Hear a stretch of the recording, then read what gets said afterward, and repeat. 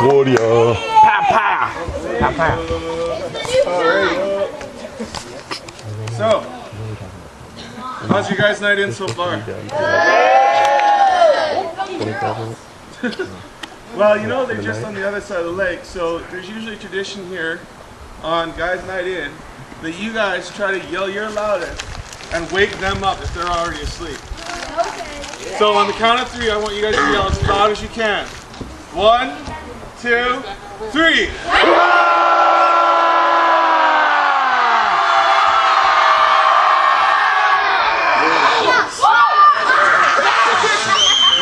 Alright, that was awesome. Oh! Give us back our rib! Give us back our rib!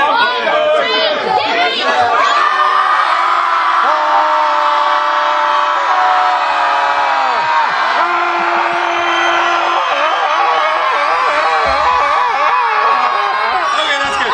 Alright. Microphone. Alright. So, what I need is all the guy counselors to come up on stage.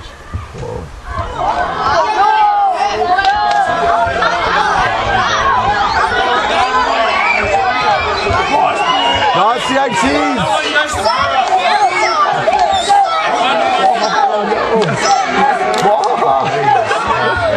If you don't have a partner, let me know.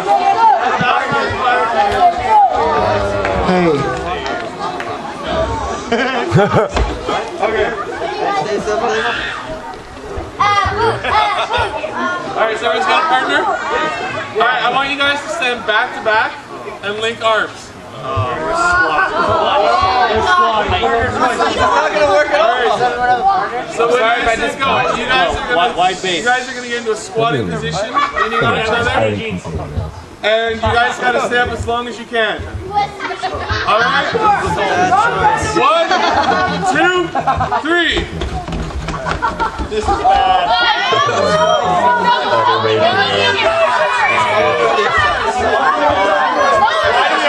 Oh wait, he's got money on Pax Insurance. Oh, It's just unfair.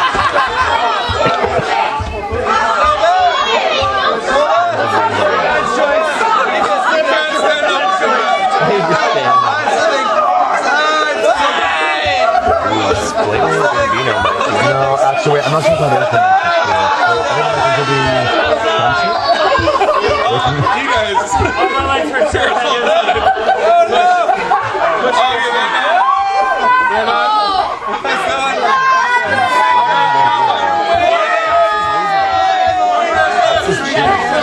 animal. I can do this for so long.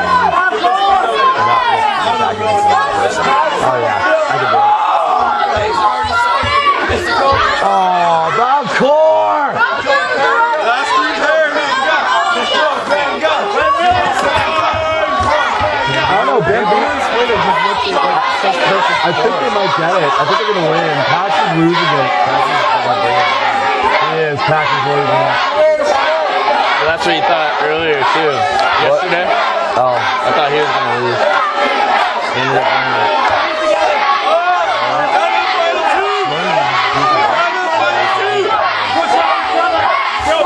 Balcor, move!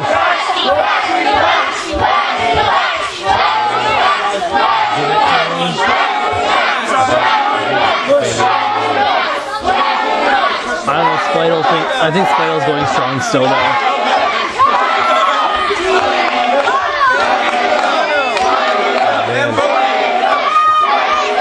Smalls is slipping. He's sick, man. He's sick. But it doesn't matter. His legs will fall off first. That's true. That's true. He's taking Pax on his back.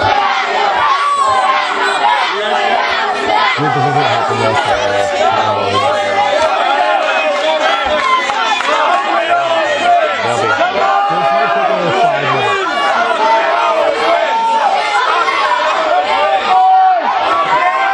Wait, no, Pax is holding up Snorties.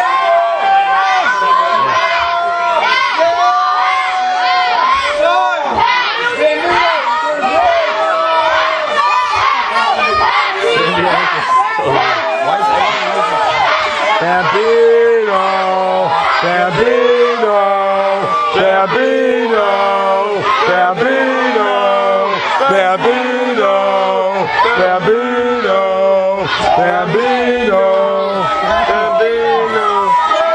Probably because Pax is being ready to chant.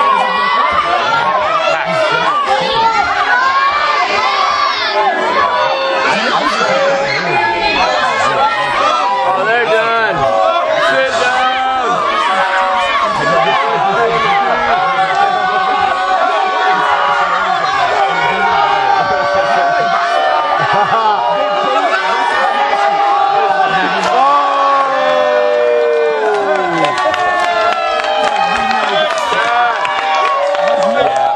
They poop like that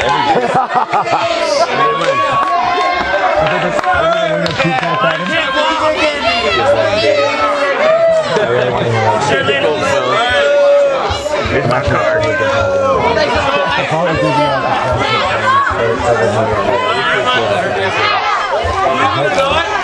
There's a reason for that.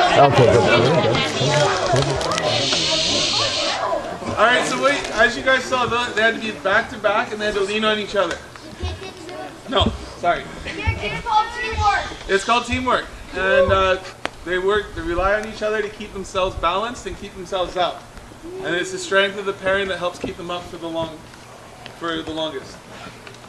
So what I'm talking to you tonight is about friendship.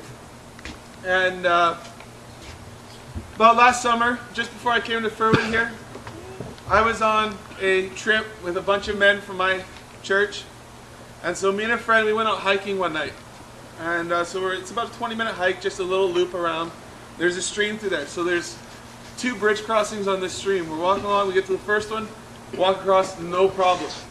We get around to the second crossing, we look at this bridge. It is 3 logs that have been tied together with rope. And it looked like the rope was starting to let go, and this bridge looked really sketchy. So my friend, in his infinite wisdom, he goes, "Hey, why don't you cross first?" And I'm asking why. He's like, "Well, you're bigger. If it holds up, I mean, should be fine for me." So I'm like, okay. So I go and I step on the log. All of a sudden the log gives way. And I'm in the stream and my left leg is pinned between 2 logs. So I'm lying in this stream, cannot move. It was only about this deep, so no chance of me drowning. But it was cold because it was glacier fed. So the only way I was going to get out of this was for my buddy to jump in that river and haul these logs off of my legs so I can get it out.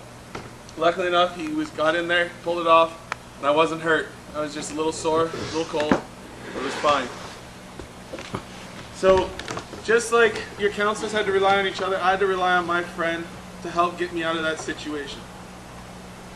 Now in the Bible, there's a story, and it's called the story of Lazarus, and it talks about God's friend and Lazarus, and he loved him like a brother. So they were really good friends. One day Jesus got a message from Lazarus' sisters that he was very sick and close to death.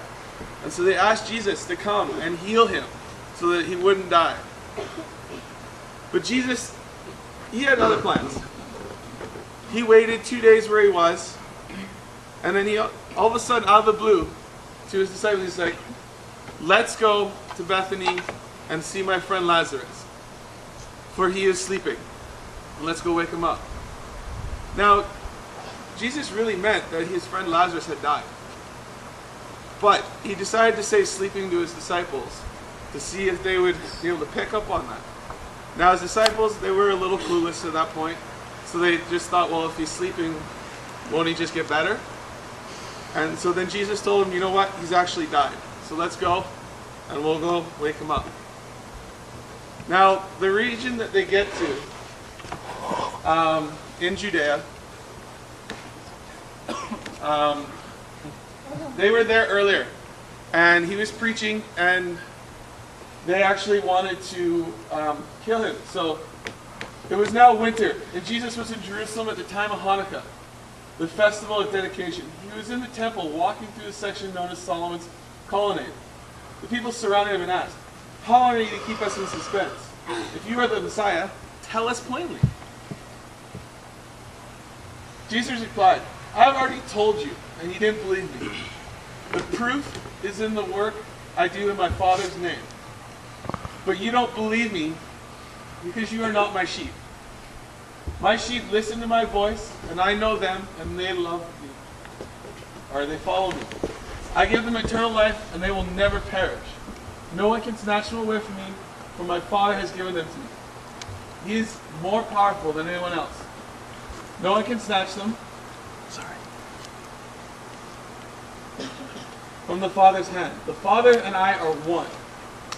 Once again, the people picked up stones to kill him. Jesus said, "At my Father's direction, I have done many good works. For which one are you going to stop me?" They replied, "We are stoning you not for any good work, but for blasphemy. You are a mere man, claiming to be God." Jesus replied, "It is written in your own scriptures that God said to certain leaders of the people, 'I say to you, you are gods, and you know that scriptures cannot be altered.' So if these people who received God's message were called gods, why do you call it blasphemy when I say I'm the Son of Man, or the Son of God? After all, the Father set me apart and sent me into the world. Don't believe me unless I carry out my Father's work, but if I do his work, believe in the evidence of the miraculous works I have done, even if you don't believe me. Then you will know and understand that the Father is me and I am the Father." So here's Jesus. He gets his message that his friend Lazarus is sick. And now they live in a town called Bethany, which is just outside of where this took place, which is Jerusalem. So if he goes back there, there's a good chance that these people that wanted to stone him are going to come after him again. So he gets back and Bethany, and Mary and Martha are the sisters of Lazarus. Now later on, after this, Mary anoints Jesus' feet with very, very expensive perfume. And one of the disciples actually says, "Why did you do that? And why not sell that perfume and give the money to the poor?" Now what she was doing is she was preparing Jesus for his eventual death. But at that point, she was just glorifying God. So when he finally arrives just outside of Bethany, it's actually 4 days after Lazarus has been buried and sealed in the tomb.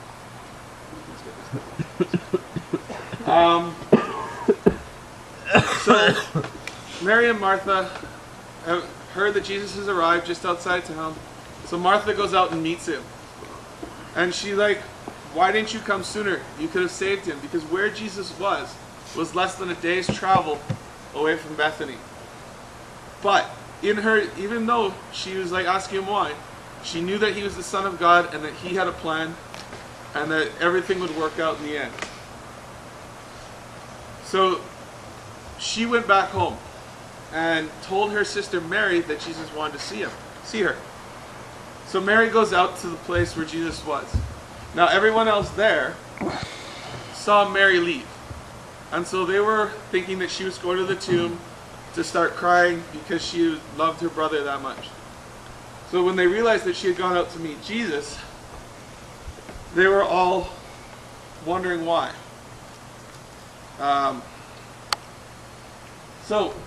And again, Mary asks Jesus, "Why didn't you come sooner?"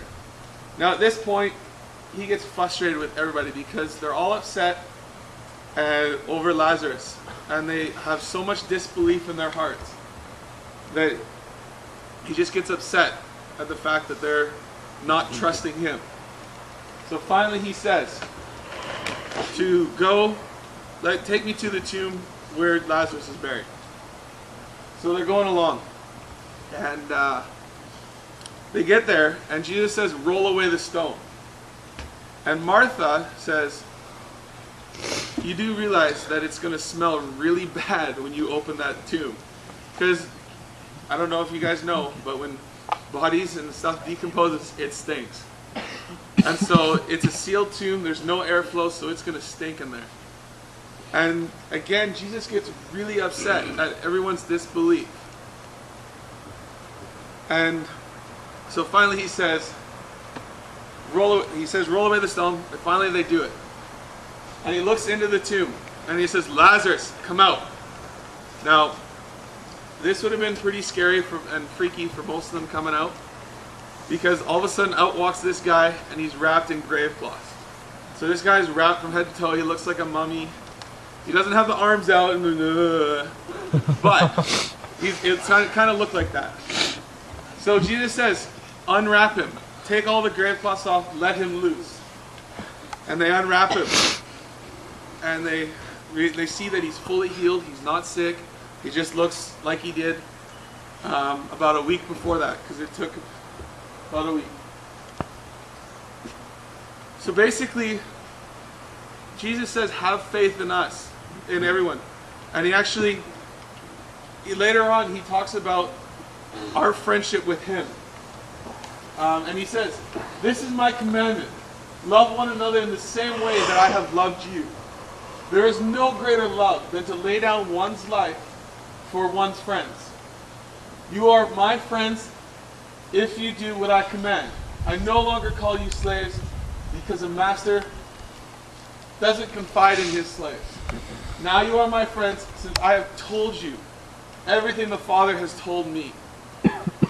So he's saying that we are no longer his slaves, or he is our master. We are his friends. And just as all the counselors here, they're your friends too, and the CITs and all of us LPs, we're your friends too. Jesus is your friend as well, and he will never leave you. And so just know that even if you're feeling alone here at camp, maybe it's hard for you to be away from home for this long, just remember that all these counselors and CITs, they have the best intentions for you, and they want to be your friends. And that sucks.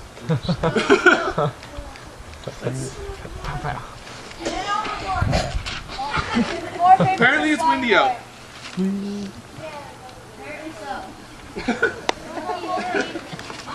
This was not planned. Well, maybe it was. Anyways, and the thing I want to leave you guys with tonight is that a friendship in love will never fail, because love never fails. And everyone here loves you, and they want to be your friends, and they want to have the best time at camp with you for this week. All right? Thank you. Yeah.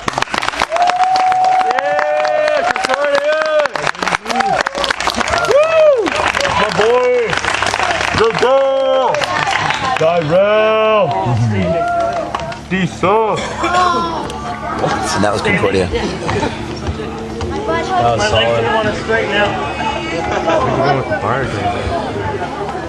Yo, that was solid, dog. That was really, really good. Good job, bro. So I guess we're considering the investments we can add. Speaker, too. Public speaker. Give us a pow pow. That's a celebration pow pow. Celebration pow pow? Dude, that one's nasty. Okay, you can stop recording, Hurricane. Okay, start recording and then give us a pow pow. Zoom in, close shot. Extreme close up. Dylan, move your head.